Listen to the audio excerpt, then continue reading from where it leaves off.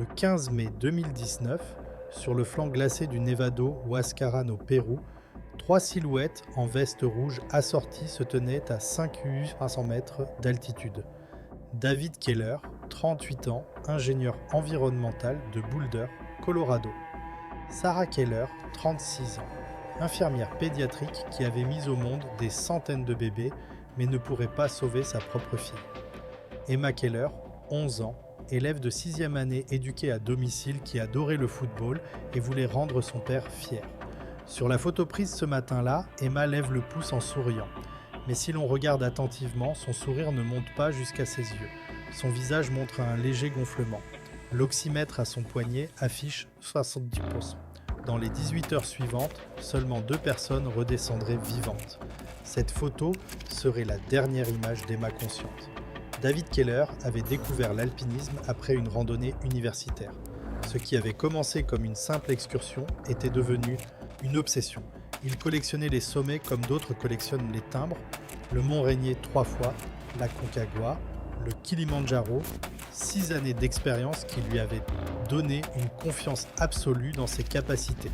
Sarah l'avait rejoint dans cette passion 4 ans plus tôt, d'abord réticente puis conquise par l'enthousiasme contagieux de son mari.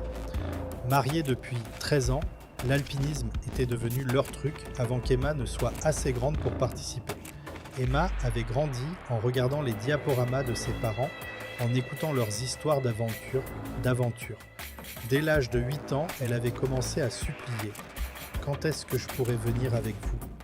La famille avait même une devise imprimée sur des t-shirts assortis. Les Keller n'abandonnent jamais. Une phrase qui deviendrait d'une ironie dévastatrice. La préparation pour le Huascarán avait duré 8 mois. Randonnée de week-end dans les Rocheuses du Colorado. Camping hivernal. Sous tente. Session dans une chambre d'altitude à Denver.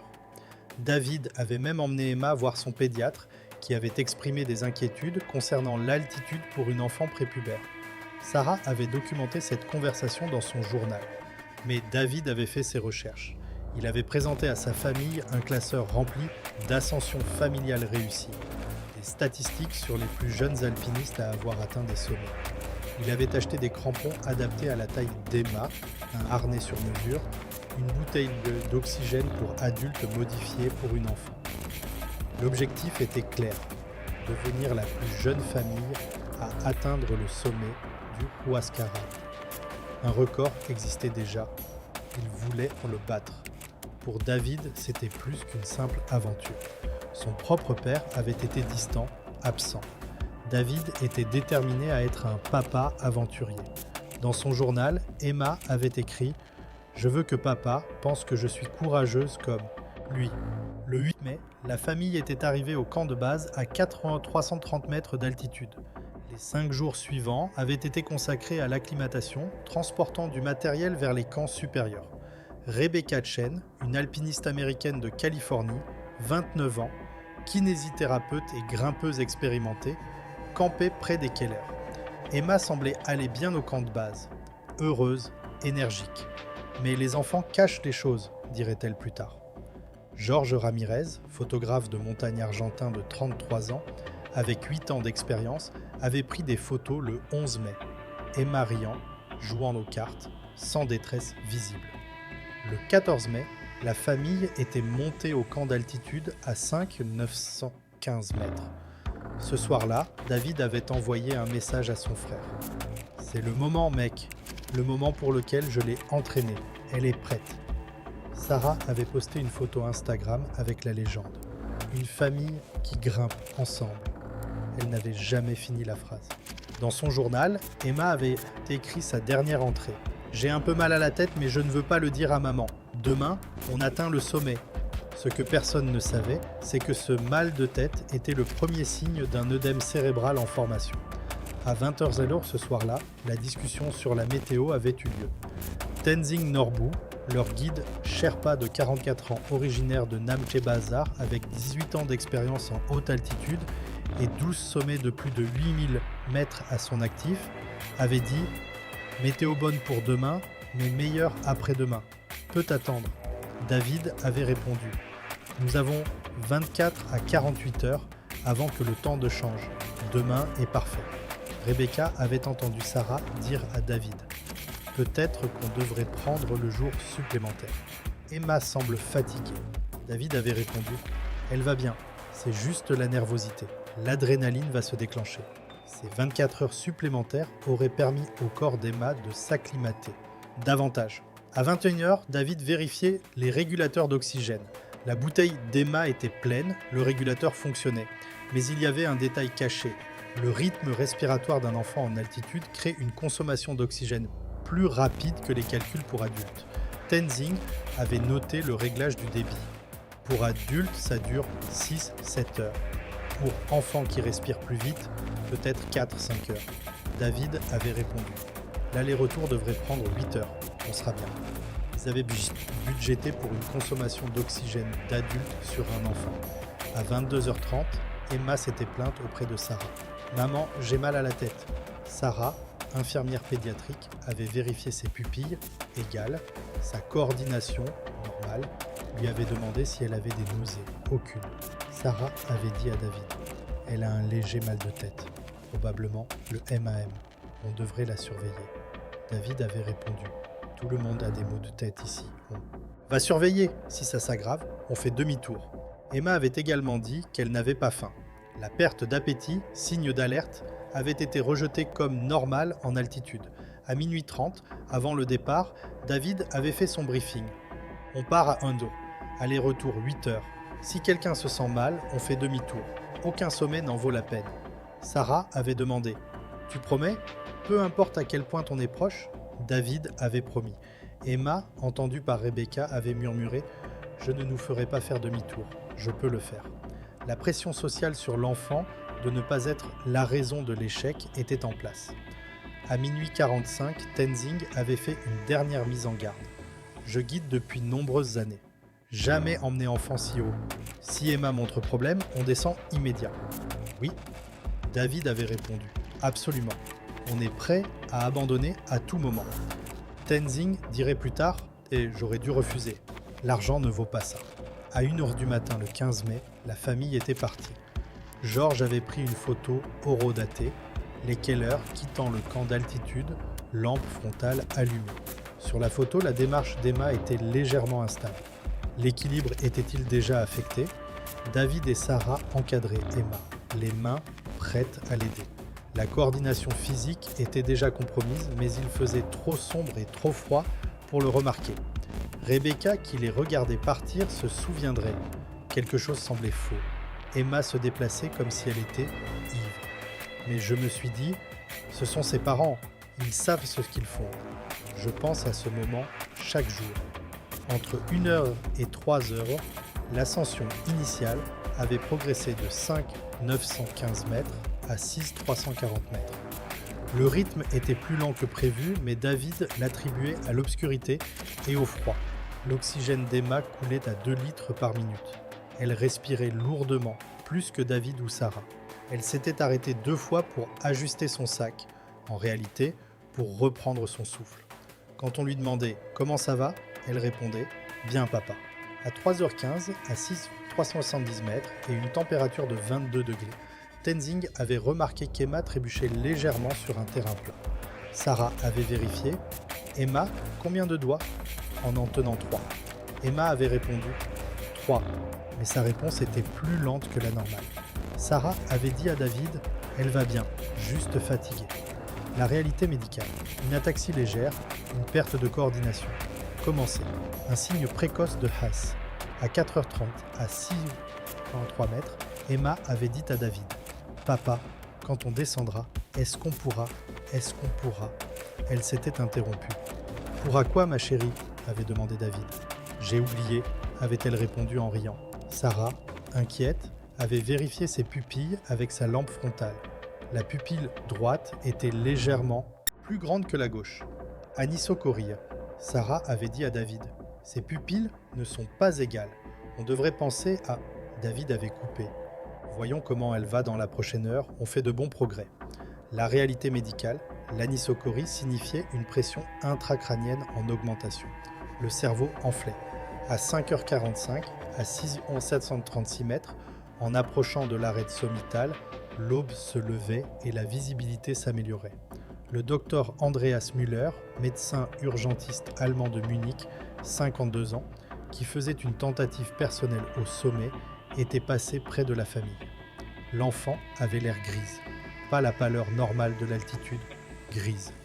Rebecca Chen, 60 mètres derrière eux, avait observé. Emma s'est assise et ne voulait pas se relever. Sa mère l'a tirée pour la remettre debout. Emma avait dit « Je suis si fatiguée. Est-ce qu'on peut dormir une minute ?» Quand Sarah avait dit non, Emma avait répondu « Pourquoi tu es méchante ?» Changement de personnalité. L'irritabilité. Sarah avait crié à David « David, on doit descendre maintenant !» David avait répondu « Allons au sommet. Ensuite, on descend ensemble. On est si proches. » Tenzing avait dit « Boss, enfant pas bien, doit descendre. » David avait pointé vers l'arête 120 mètres au-dessus. 30 minutes de plus. Regarde, le sommet est juste là. C'était le moment. Le moment qui a tué Emma Keller. À 6h20, à 766 mètres, à seulement 7 mètres du sommet, Emma s'est effondrée à quatre pattes. Elle a vomi du liquide clair, puis de la bile. Sarah hurlait « David, quelque chose ne va vraiment pas !» Le docteur Müller s'est précipité. Il a vérifié les pupilles d'Emma, toutes les deux dilatées, réponse lente à la lumière. Il a vérifié sa conscience. « Emma, quel est ton nom ?» Emma m'a répondu. « Emma ?» d'une voix traînante. Il a vérifié sa coordination. Elle ne pouvait pas toucher son nez avec son doigt. Il a vérifié ses poumons. Clair, ce qui excluait un œdème pulmonaire. Son diagnostic, c'est un œdème cérébral de haute altitude, sévère. Elle doit descendre immédiatement et on a besoin de dexaméthasone si vous en avez. Sarah a sorti la dexaméthasone de sa trousse médicale et a injecté 8 mg à Emma. La bouteille d'oxygène d'Emma était presque vide, épuisée plus rapidement que calculé. Tenzing a donné sa bouteille d'oxygène à Emma.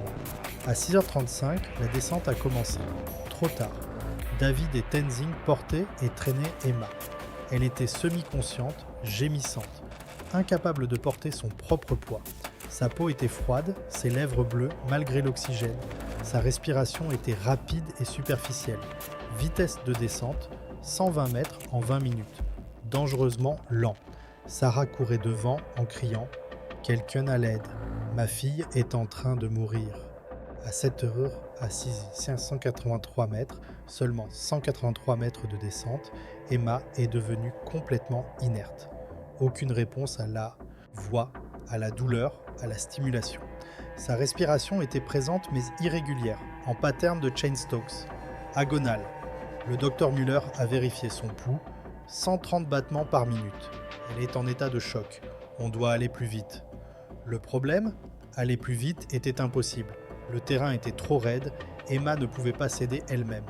David sanglotait « Emma, reste avec moi ». On rentre à la maison, à 7h45, à 6340 mètres, seulement 426 mètres de descente verticale en 80 minutes, la respiration d'Emma est devenue haletante, puis s'est arrêtée. Sarah a commencé la RCP.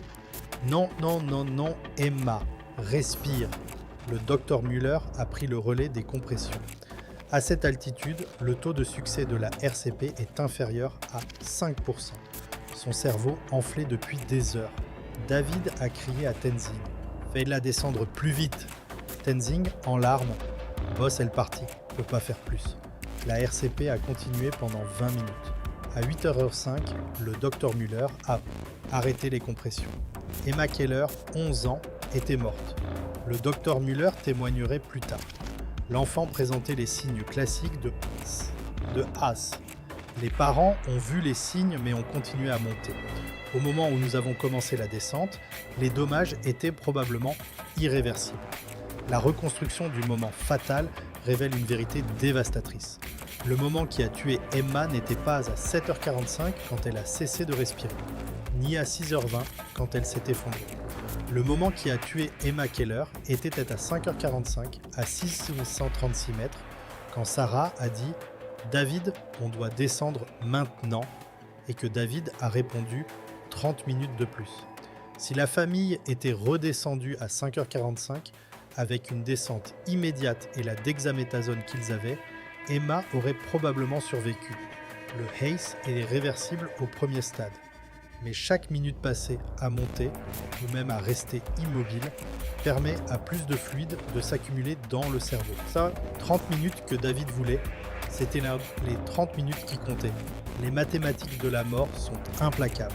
Point de décision à 5h45, 736 mètres. Temps jusqu'au sommet à partir de ce point, 35 minutes.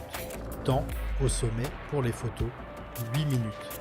Heure de l'effondrement d'Emma, 6h20, 43 minutes après le point de décision. Altitude lors de l'effondrement, 666 mètres, pratiquement au sommet. Temps total qui aurait pu être passé à descendre, 43 minutes. Altitude qu'ils auraient pu atteindre en descendant immédiatement à 5h45. Environ 657 mètres, 569 mètres plus bas. À 657 mètres, avec une descente immédiate, l'œdème cérébral d'Emma aurait commencé à se résorber. À 766 mètres, son cerveau a continué à enfler jusqu'à ce que des dommages irréversibles se produisent. Les témoins portent leur fardeau. Tenzing Norbu aux enquêteurs. Je dis à Monsieur David, « Boss, enfant pas bien, doit descendre. » Il dit, « 30 minutes de plus. Je suis guide, mais ils sont clients. Ils signent des charges. Mais j'aurais dû dire non. J'aurais dû refuser. Je porte visage de cet enfant chaque jour. » Le docteur Müller, j'étais à 200 mètres quand j'ai vu la famille s'arrêter. Je pouvais voir avec mes jumelles que quelque chose n'allait pas avec l'enfant. Je me suis dirigé vers eux, mais le terrain était difficile. Quand je les ai atteints à 6h20, elle était en train de s'effondrer. Si j'avais été là à 5h45, j'aurais physiquement empêché qu'ils montent. Mais je ne les ai pas atteints à temps. Rebecca Chen, j'ai entendu Sarah crier après David. Le son portait dans l'air raréfié. Elle le suppliait de descendre. J'ai entendu David dire quelque chose à propos du sommet qui était proche. J'étais 150 mètres en dessous d'eux. J'aurais dû grimper et intervenir. Je me dis que le terrain était trop dangereux, que je ne pouvais pas les atteindre à temps. Mais la vérité, c'est que je ne voulais pas m'immiscer dans la famille de quelqu'un d'autre. J'avais tort. Les photos de Georges Ramirez racontent l'histoire. 5h30, 675 mètres, Emma debout, en mouvement, visage visible, pâleur évidente, léger gonflement facial. 6h de vue, 666 mètres, la photo du sommet. David tenant Emma debout, les yeux d'Emma sans focus, le visage de Sarah montrant la panique. 6h22, 701 mètres, Emma au sol, entourée de grimpeurs, les mains de Sarah sur le visage d'Emma. 6h35, 705 mètres. Emma traînée et portée en bas, corps inerte. La photo du sommet, prise à 6h08, 2 minutes avant qu'Emma ne s'effondre, montre David souriant, tenant Emma debout. Les yeux d'Emma sont ouverts mais vides. Sarah ne sourit pas. Cette photo a été envoyée par texto au frère de David à 6h19 avec la légende. On l'a fait. À 6h20, Emma s'est effondrée. À 8h05, elle était morte. David témoignerait aux enquêteurs. Je pensais qu'elle était juste fatiguée. Je pensais qu'on était si proche. Je pensais qu'une fois au sommet, on descendrait vite et elle irait bien. Je pensais que je savais ce que je faisais. J'ai tué ma fille parce que je voulais 30 minutes de plus. Le corps d'Emma ne pouvait pas être transporté en toute sécurité. Elle a été laissée à 6340 mètres. David a refusé de la quitter. Tenzing et le docteur Müller l'ont physiquement tirée. Sarah était catatonique, se déplaçant mécaniquement. Rebecca et 2 autres grimpeurs ont escorté Sarah vers le bas, tandis que Tenzing et le docteur Müller aidaient David. Pendant la descente, David a dit, enregistré par Georges, « J'ai atteint le sommet. On a atteint le sommet. Elle a atteint le sommet. Elle a réussi. Pourquoi ça ne l'a pas sauvée ?» Le 16 mai, une équipe de récupération par hélicoptère a récupéré le corps d'Emma. L'autopsie a été réalisée à Lima. Cause du décès, œdème cérébral de haute altitude avec herniation cérébrale. Facteur contributif. Acclimatation inadéquate, vulnérabilité physiologique pédiatrique, descente retardée. Note du coroner. L'issue fatale était évitable. Les symptômes de Haas étaient présents 2-3 heures avant le décès. Une descente immédiate à l'apparition des symptômes aurait probablement permis la survie. Les effets personnels d'Emma ont été retournés à la famille. Son journal avec la dernière entrée. J'ai un peu mal à la tête mais je ne veux pas le dire à maman. Sa pierre de sommet, un petit caillou qu'elle prévoyait de laisser au sommet, trouvé dans sa poche. Elle n'a jamais pu la placer. Son appareil photo avec 147 photos. La dernière, prise à 5h50, montrait le sommet au-dessus, un selfie d'Emma avec un sourire fatigué. Sa bouteille d'oxygène, vide à 6h20, épuisée 40 minutes avant le calcul prévu. L'équipement de David racontait aussi une histoire. La photo du sommet sur son appareil, horodatée 6h18. Le texto à son frère envoyé à 6h19, on l'a fait. Un texto écrit à 8h47, jamais envoyé. Elle est partie, Emma est partie, je l'ai tuée.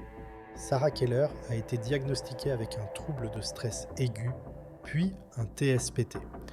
Elle a divorcé de David 8 mois après la mort d'Emma. Elle a quitté la profession d'infirmière, incapable de traiter des enfants. Elle a témoigné lors de l'enquête. Je suis infirmière pédiatrique. Je savais que quelque chose n'allait pas. Je lui ai dit qu'on devait descendre. Mais je n'ai pas crié, je n'ai pas refusé. J'ai déféré à mon mari. J'ai laissé choisir le sommet plutôt que notre fille. Je ne me pardonnerai jamais. Elle travaille maintenant dans les dossiers médicaux, sans contact avec les patients. Elle n'a pas grimpé depuis le 15 mai 2019. David Keller a été diagnostiqué avec une dépression majeure, un deuil compliqué, un TSPT. Il a tenté de se suicider 6 semaines après la mort d'Emma. Il a survécu. Il a vendu tout son équipement d'escalade. Sarah a demandé le billet. Divorce. Il a témoigné lors de l'enquête. Je l'ai entraîné pendant 8 mois. J'ai lu tous les articles sur les enfants en altitude. Je pensais être préparé. Je pensais lui donner confiance, aventure, une histoire qu'elle raconterait pour toujours. Au lieu de ça, je lui ai donné une condamnation à mort. Le sommet ne veut rien dire. La photo ne veut rien dire. J'ai échangé ma fille contre une vue. Il assiste à une thérapie hebdomadaire. Il est bénévole dans une organisation qui éduque les parents sur les risques de l'altitude pour les enfants. Tenzing Norbu a cessé de guider pendant 18 mois. Il a eu besoin de thérapie avant de retourner au travail. Il refuse maintenant de guider des familles avec des enfants de moins de 16 ans au-dessus de 5,490 mètres, peu importe l'argent offert. Je vois le visage d'Emma dans chaque enfant. J'entends monsieur David dire 30 minutes de plus. Ces 30 minutes ont coûté une vie. J'aurais dû dire non. Plus jamais. Le docteur Müller a souffert d'une réponse de stress aigu. Il a écrit un article médical, Édème cérébral pédiatrique de haute altitude, une étude de cas d'une tragédie évitable. Il milite pour des restrictions d'âge sur l'escalade en haute altitude. J'ai prononcé la mort de nombreuses fois, mais regarder un enfant mourir de l'ambition de ses parents, c'est différent. Je rêve de ce moment. Je rêve d'être 200 mètres plus proche, de pouvoir les atteindre à 5h45 au lieu de 6h20. Ces 35 minutes me hantent. Rebecca Chen a quitté l'alpinisme pendant 2 ans. Elle parle maintenant lors de conférences d'escalade sur l'intervention et la culture de sécurité. Je dis maintenant aux grimpeurs, si vous voyez quelque chose qui ne va pas, parlez. Si vous voyez un enfant en danger, intervenez. J'avais peur d'être impoli, de dépasser les bornes. Cette politesse a laissé une petite fille mourir. Je ne serai plus jamais poli en matière de sécurité. L'enquête a conclu. Aucune violation légale. La famille avait signé des décharges. Le guide avait suivi ses obligations contractuelles. Responsabilité morale. Les parents ont ignoré les conseils du guide et les symptômes de l'enfant. Facteur contributif. Absence de réglementation spécifique sur l'âge minimum pour l'escalade en haute altitude. Recommandation. Établir un âge minimum de 16 ans pour les ascensions au-dessus de 6,16 mètres. Une loi Emma a été proposée mais n'est pas encore adoptée. Au camp de Bâle, à 4 de 330 mètres, se dresse un cairn de pierre avec une plaque. Emma Keller, 2007-2019, 11 ans. Fille aimée, jeune pour toujours. Le sommet n'est pas le but. David visite chaque année. Il n'est jamais monté au-dessus du camp de base depuis sa mort. La photo existe toujours. 3 visages souriants à 766 mètres. 2 minutes avant l'effondrement, 8 minutes avant les dommages irréversibles, 105 minutes avant la mort. David garde la photo sur son téléphone. Il a ça. Dites à son thérapeute. Je la regarde tous les jours. Je vois ce que j'ai refusé de voir à ce moment-là. Emma n'était plus là, son cerveau mourait et je souriais. Le registre du sommet montre 3 signatures, horodatées 6h08. David Keller, 38 ans, Boulder, Colorado. Sarah Keller, 36 ans, Boulder, Colorado. Emma Keller, 11 ans, Boulder, Colorado. La signature d'Emma est tremblante, à peine lisible. Elle ne pouvait plus contrôler sa main. Elle était en train de mourir pendant qu'elle signait. Le record tient toujours. La plus jeune famille à atteindre le sommet du Huascarán. Un record que personne n'a essayé de battre. Parce que maintenant, tout le monde connaît le coup. David Keller a donné à sa fille l'aventure d'une vie. Mais une vie pour Emma n'a duré que 30 minutes de plus après qu'il ait choisi le sommet plutôt que sa sécurité. Ils ont atteint le pic ensemble. Sarah, qui suppliait de descendre, s'est tenue au point le plus élevé qu'elle ait jamais atteint. Emma, qui voulait rendre son père fier, a signé un registre de sommet d'une main mourante. David, qui rêvait de ce moment depuis 8 mois, a tenu sa fille debout pour une photographie, incapable de voir qu'elle était déjà partie. Le sommet a été atteint, le record a été battu, la famille a grimpé ensemble. Seulement 2 sont redescendus vivants. Sarah a perdu sa fille, son mariage et sa carrière. David a perdu sa fille, sa femme et sa volonté de vivre. Tenzing a perdu sa paix, hanté par le moment où il a déféré à un client au lieu de faire confiance à son instinct. Le docteur Müller a perdu son sommeil, rejouant les 35 minutes pendant lesquelles il ne pouvait pas les atteindre. Emma a tout perdu. À 11 ans, elle est morte à 6340 mètres, 426 mètres sous le sommet d'où elle avait été traînée, entourée d'étrangers, son cerveau détruit par une condition évitable, parce que son père voulait 30 minutes de plus. Les montagnes sont toujours là. Le registre du sommet montre toujours le nom d'Emma. Le record tient toujours, Emma n'y est pas. Elle est enterrée à Boulder, Colorado, à exactement 1,665 mètres au-dessus du niveau de la mer. Elle n'avait jamais besoin d'aller plus haut.